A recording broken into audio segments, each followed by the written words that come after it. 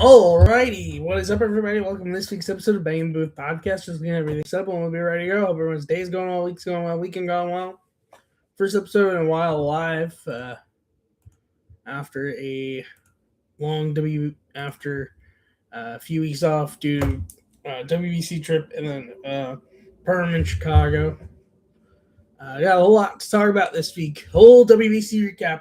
And that is why I didn't do the episode yesterday and I did it today, because I felt like I'd rather just cover it in whole than just cover it in like most and then the final and the next episode. So I was just like, I'm going to wait a day where I can cover the whole tournament instead of just parts of it and then finish it in the next episode. Not much else to talk about really besides WBC, but a few things here and there. All right, let's get right into it. So, what's up, everybody? Welcome to this week's episode of Bang in the Booth Podcast. Thank you all so much for the support at this point. Very much do appreciate it. Episode 208. Few things to note in case you missed it. I did post a WBC predictions video right before the games started. That is up in the videos. I also did post yesterday my vlog for my WBC trip, which I will say from having gone in person now, if you are a baseball fan, you have to go at least once. It is absolutely worth experiencing. I do not have any regrets about that trip. I had a fun time. Absolutely awesome. And I can't wait to do more WBC games in the future. I like pick someone to highlight. Shout out to Max Manus and Zach Rabb, who I met at the Israel-Nicaragua game. Shout them out. I did get I did get some merch. One was a giveaway. In Houston, for some reason, they did not give these out in Miami. They give out these rally towels, which just say World Baseball Classic Houston and Capital One.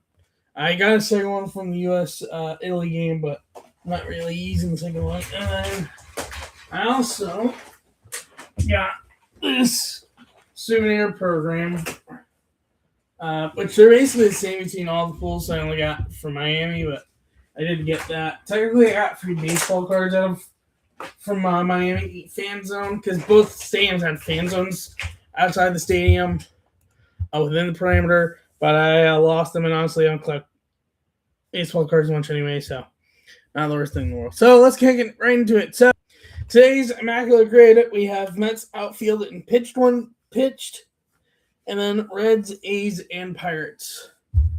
Mets, Reds, I could go Jay Bruce. Actually, that's who I'm going to go with. 2%. Kind of surprised it's even that high. Mets, A's. Didn't Ike Davis play for the A's, or am I imagining things? He did, 0.6. I will very much take that. And then Mets, Pirates. I could go Neil Walker. I could go Starling Marte. Honestly, I'm kind of liking the Neil Walker thought. I'll stick with it. 4%. Okay. Outfielder for the Reds, moved one game.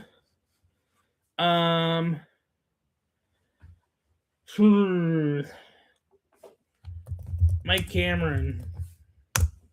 0.3%. A's, Billy Burns. Random name that comes to mind. And Pirates.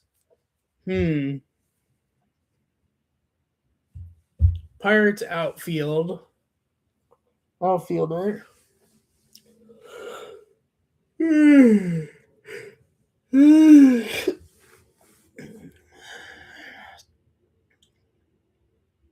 Pirates outfielder. Van Slyke from the 90s. That's a lot higher than I would necessarily expected. Reds pitch move one game. Archie Bradley. I know he pitched there around COVID time. 0.4%. A's pitch move one game. We'll go Randy Choate. I thought he pitched for these. Maybe thinking of the wrong sidearm, submarine arm guy. Go Jerry Blevins. 0.1%. I will fill in someone for Pirates. And Pirates, I want to say for Pirates, Felipe Vasquez. 0.5%. Social rarity scores 114. Top answers for each category. Mets, Reds at 22%, Tom Seaver. Reds outfielder minimum of 1 game, 8% is Ken Griffey Jr. Reds pitcher minimum of 1 game, 5% is Hunter Green. A's, Mets at 18% is Ricky Henderson. A's outfield minimum of 1 game and 7% is Jose Canseco. And A's pitcher minimum of 1 game and 6% is Barry Zito. And Pirates Mets at 20% is Bobby Bonilla because, of course, Bobby Bonilla Day. Andrew McCutcheon for Pirates outfielder at 10%, and Paul Skeens for Pirates outfielder. And then Pirates pitcher 1 game, and Paul Skeens at 12%. So let's do daily walk. I'm going to do the Red Sox and the Cubs. Categories are 1980s, top 5 in doubles, and top 5 in strikeouts. Played for the Tigers in 15-plus career seasons. Let's line up. Let's see.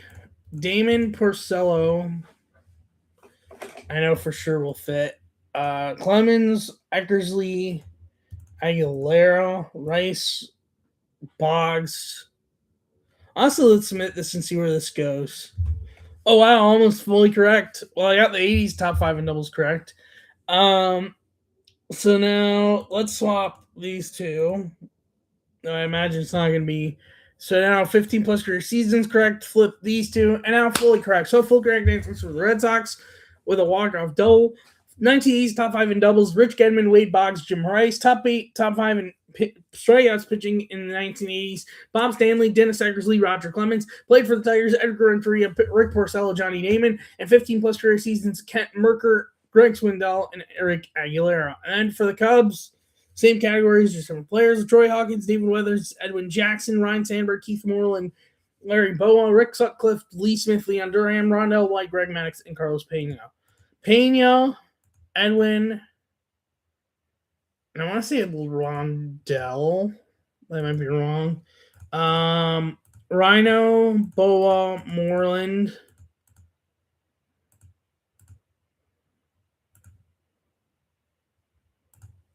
Smith, Suckland, and Weathers. Let's see where this gets me. Okay, so good amount correct. So Max will be 80s pitching, Durham 80s batting, and Weathers and Bowa's 15-plus career seasons. And now it's fully correct. So end with a walk-off triple. Full correct answers for the Cubs, 1980s top 5 in doubles, Ryan Sandberg, Leon Durham, Keith Moreland, 1980s top 5 in strikeouts pitching, Greg Maddux, Rick Sutcliffe, Lee Smith. Played for the Tigers, Carlos Pena, Edwin Jackson, Rondell White, and 15-plus career seasons, Troy Hawkins, David Weathers, and Larry Bowa. I didn't even share that. I'll share them now. Whoopsie. So this is Cubs with the results, and this was Red Sox with the results. Statpad. So today's category is stolen bases. This time I am going to play in easy mode because honestly it's just hard to find specific seasons.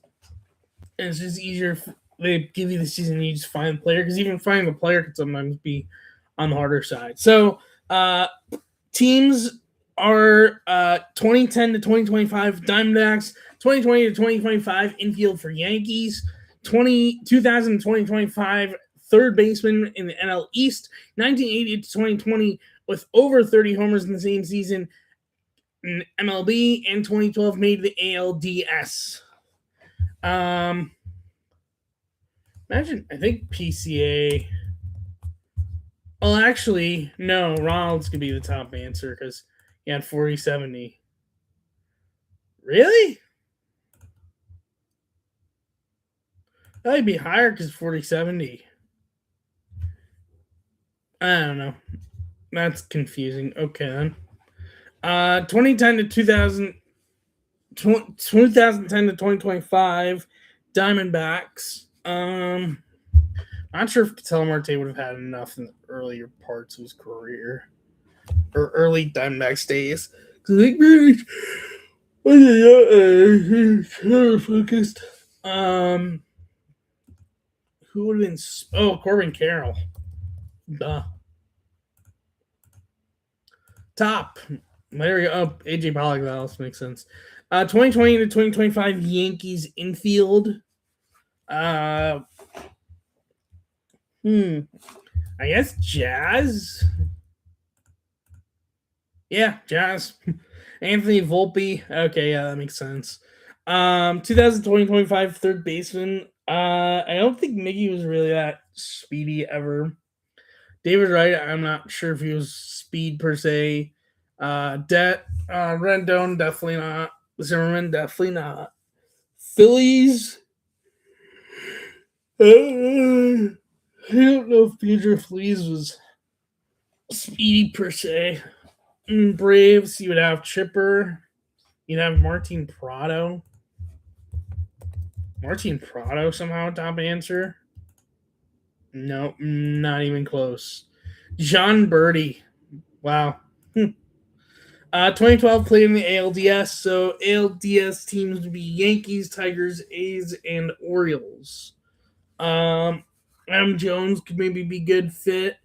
Ichiro, then again, Ichiro's in full season. I don't know how non-full seasons would work for this, so I'll stick away from Ichiro. Tigers is Austin Jackson.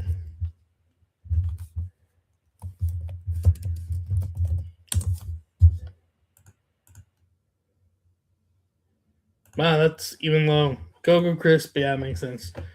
I guess each row would count both teams. Interesting, yeah. Not my best day with that, but not too bad overall. So now, by the way, I'm officially deciding I don't think I'm going to do March Madness anymore on the podcast just because I never really covered it well. Never really liked how it came out, so I'm just not going to. I think it's best I don't do it anymore. So now let's talk World Baseball Classic and how my predictions went this year. So first I'll show based on my bracket. Here we go. So to start with the first round, my original predictions were Puerto Rico, Cuba 1 and 2. Well, Puerto Rico was correct. They just ended up finishing 2, not 1. And Cuba was incorrect as that one ended up being Canada. I had US 1, Italy 2 for Pool B. US and Italy both advanced, but in the reverse order. Pool C, I had Japan and Australia. Japan was correct. Australia was not, as that ended up being South Korea. And then I had Dominican, Venezuela, and I had that fully correct in that correct order. Second round, I had U.S. over Cuba. That ended up being U.S. over Canada. So still correct, just one of the teams was incorrect. I had Dominican against Australia, but it ended up being Dominican against Korea.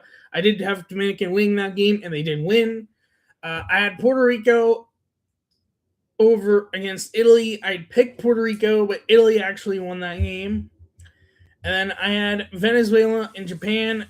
Both teams I had correct, but I picked the wrong team as Venezuela won that game. And then I did not have this game at all correct. If I would have made the pick ahead of time, honestly, I'm not sure who I would have picked. But I did have U.S. Dominican. I had U.S. beating DR. And then the final, I had U.S. and Venezuela and Japan, but that ended up being Venezuela. I had picked U.S. and Venezuela won 3-2. I'll show you some of the individual scores. I'll even talk about the games I went to. So WBC started. I believe this would be day one. So it started with Australia winning 3-0 over Chinese Taipei. So they got off to a great start. The second game of the night, Korea hammered the Czech 11-4. Then Aussies beat Czech 5-1. That was close early on for a moment, and then it was like 3-1 for a good chunk, and then Aussies had 2 in the ninth. That basically sealed the deal. Then Japan shut down Chinese Taipei 13-0 in their opening game, and I was like, okay, this Japan team is here. Cuba beat Panama 3-1. Venezuela beat Netherlands 6-2. Mexico beat Great Britain 8-2. Puerto Rico beat Colombia 5-0. Nicaragua lost to the Dominican 12-3. U.S. beat Brazil 15-5. And it was pretty much U.S. all day. And Chinese Taipei shut down Czech Republic 14-0. That pretty much solidified Czech will not be qualifying for 2029 or 2030. And then Saturday, March 7th, Korea lost to Japan 8-6. Canada beat Colombia 8-2. Nicaragua lost to the Netherlands 4-3 on bad luck. I'll picture that. I'll finish the games for Saturday, and I'll picture that loss for you in a moment. Italy beat Brazil 8-0. Puerto Rico beat Panama 4-3 in 10 innings. This? Yeah, that was one of the this had both this game and this game were walk-off homers, the first walk-off homers in WBC history. Venezuela beat Israel 11-3. USA beat Great Britain 9-1, but it was 1-0 from like the first inning all the way to the fifth inning. Trace Thompson even robbed US of a run-producing play. And then Chinese Taipei beat South Korea 5-4 in 10 innings. So, in terms of the Nicaragua-Netherlands game, imagine this. Netherlands was up 3-1. Nicaragua, was up 3-1 entering the bottom of the ninth. They get one out away from winning the game. Nobody on, 2 outs, up by 2. Sitting Rafael Single's like, okay, still can get out of the jam unscathed. And then a double off the bag from Xander Bogaerts, which is as much bad luck as you could get. A double off the third base bag. And then Ozzy Albies hits the very next pitch for a 3-run walk-off homer. Like, that, like, was crazy and, like, rough for Nicaragua. Like, so close to being able to clinch a spot and be able to hold the win and just, like, blow it. And then the Puerto Rico-Panama game, I mean, this is 0-0 for a while. Then Panama took the lead 5-0 in the fifth. This game even had a rain delay. And then Puerto Rico tied it in the ninth. 10th, Panama took the lead. But then they botched defensively with the ghost runner on a bunt. And then Puerto Rico had a sac fly that tied the game.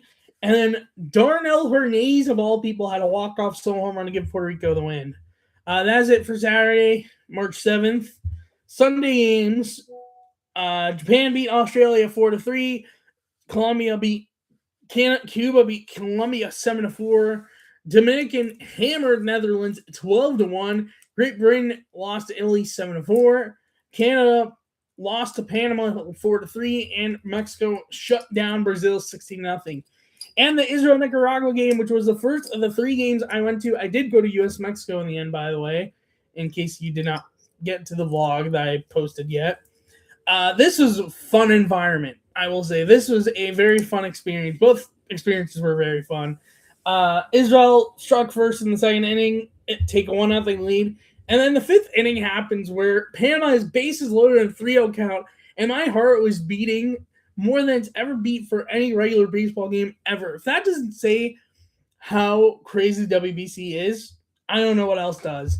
And Israel gets a strike, and then gets out of it with a 5-3 double play, puts up 4 runs at the bottom of the fifth. Tommy Kahnle came in to shut the door, and Israel won 5-0, putting them in the next WBC, and Nicaragua automatically to not qualify. But that would not be the only game Israel ended up winning in the tournament. I thought that would be the only win. It would not. We'll get to that momentarily.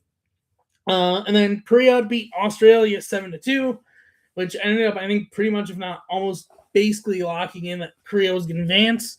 Dominican shut down Israel 10-1. Colombia beat Panama 4-3. Great Britain beat Brazil 8-1, putting Great Britain in the next WBC and sending Brazil back to the qualifiers. Puerto Rico beat Cuba 4-1. That solidified their spot in the next round. Venezuela beat Nicaragua 4-0, and then U.S.-Mexico 5-3. I will say, and there's actually, I'm going to show one thing from the crowd from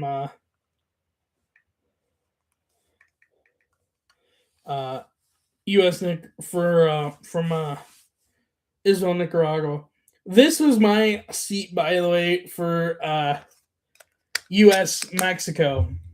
I got this like very last minute, not cheap. and I was basically like the second to last. I was the second to last row in the upper deck and on down the first base line. Honestly, like a pretty good view and stuff, but like it was just crazy how high up I was. One thing I want to play, so Nicaragua, like obviously the big thing of WBC is you're gonna get a lot of differences from regular baseball. And here's one. I put this different from how I ended up filming them just because of how I edited the video. But this was like right around when the game was starting. All of a sudden behind me, and I was saying 100 level. I'll show you the view from my seat. This was my view from my seat for Israel, Nicaragua. I also at 100 the main level for U.S. Mexico, and then so all of a sudden behind me, I hear like a band playing, and I'm just like, "What's going on?" And this is what is happening behind me. All of a sudden, out of nowhere,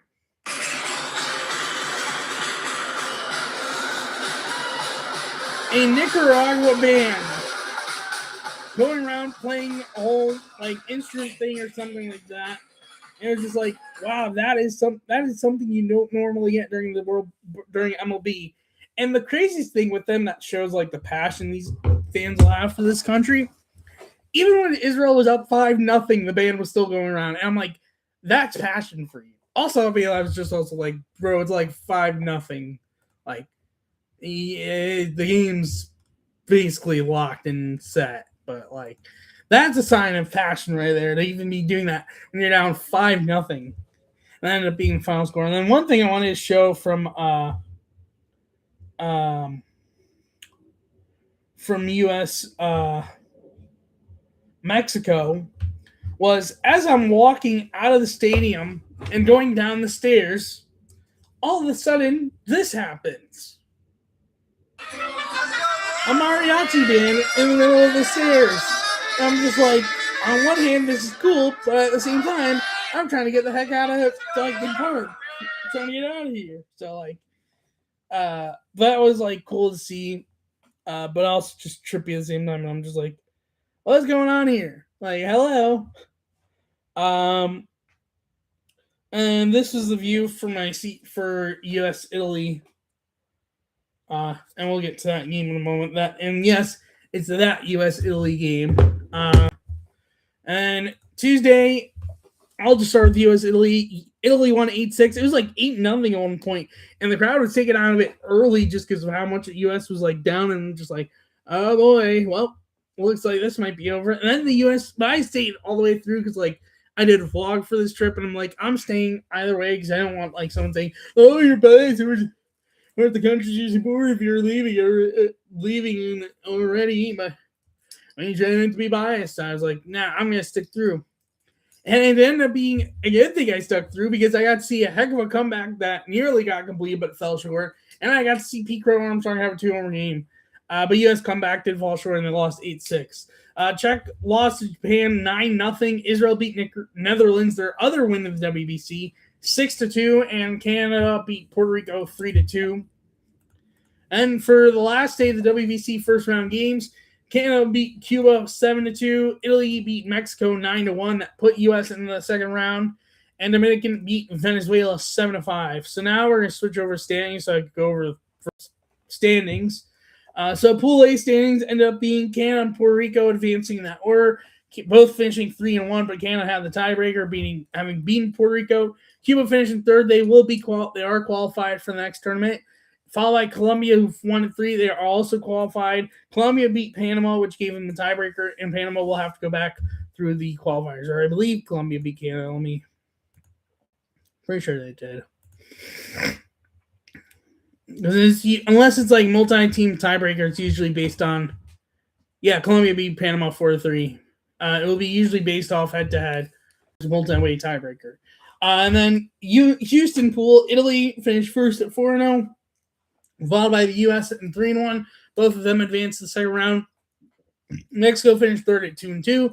Had they won and Italy lost in the Italy-Mexico game, then it would have come down to run differential, which the U.S. apparently gave up most runs in the first round and would have more than I think with the amount of runs that were scored, it would have still made the U.S. advance, but different circumstances, U.S. doesn't even make it out of the first round for the first time ever.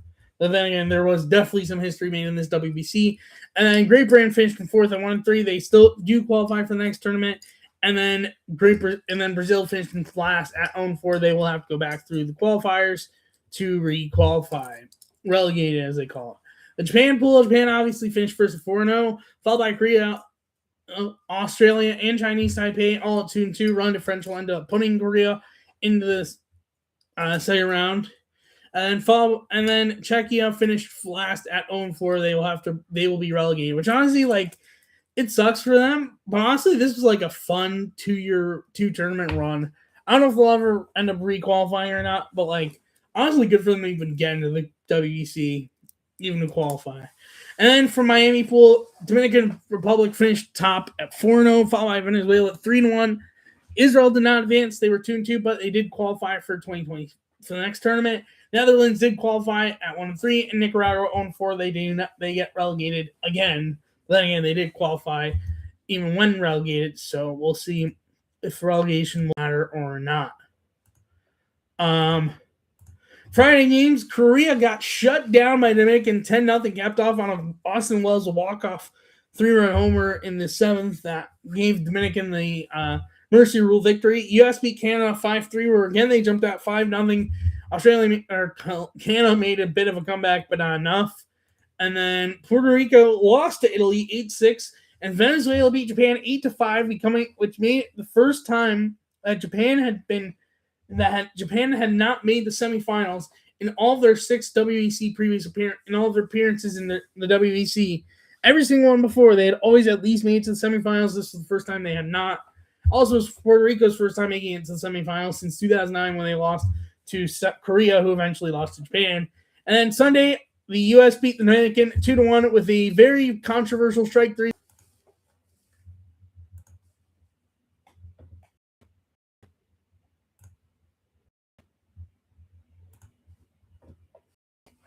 Okay, we're back. Sorry about that. I'm going to show this controversial strike three because this is so, like, how do you end the game on this? And I know there wasn't ABS, which honestly makes sense because, like, not everyone's from MLB. But how do you... Here we go. There we go. Just make sure. There we go. Yeah, how do you end the at-bat on this call here on the 8th pitch? Like, how do you end the game? It's just ridiculous. Like, you cannot let the game end on that horrific of a pitch. But U.S. won 2-1, and then Venezuela beat Italy 4-2, and then, of course, last night, Venezuela beat the U.S. 3-2 to win the WBC for the first time in their history. Congratulations, Venezuela. Honestly, like, well-deserved. Honestly, like, as much as I would have loved the U.S. to have won, this was, like, the second-best case scenario where, like, you get a unique winner and the 4th unique winner in its history, joining Japan from all their 3 wins in 06, 09, and 2023. Dominican in 2013, and U.S., which was the last unique winner in 2017, and now Venezuela for 2026. So, like, congrats to them. They always have this, like, sneaky team that everyone underestimates, and they, like, make some sort of heck of a run. And I just think it's time people stop underestimating them because, boy, they are much better than people may think they are. And then one last thing I'll close off with. So today, last minute, I was in a part of Touro University / Lander College Friend where I was in college just a few months ago. I was invited to go tour the NBA offices in the city today. I'm not going to show all the pics, but the one pic I did want to show was I got to see the NBA championship trophy in person for the first time ever. This is the Larry O'Brien trophy right outside, like, part of their offices there, which that was cool to see. Honestly, it was, like, awesome tour and, like, get to see. We'll see if I end up working there one day or not. But either way, and that's it for this week's episode of the podcast. Thank you so much for watching, listening. If you're on YouTube, leave a like, subscribe, and notification posts before I go live and I post a video. If you're new in audio, follow the podcast, leave a review, hit notification bell so notify when I post on there. Thank you so much for watching, listening. Next week's going to be a big episode. Next week is the start of baseball. So we'll see you next week for that episode 209. Bye-bye.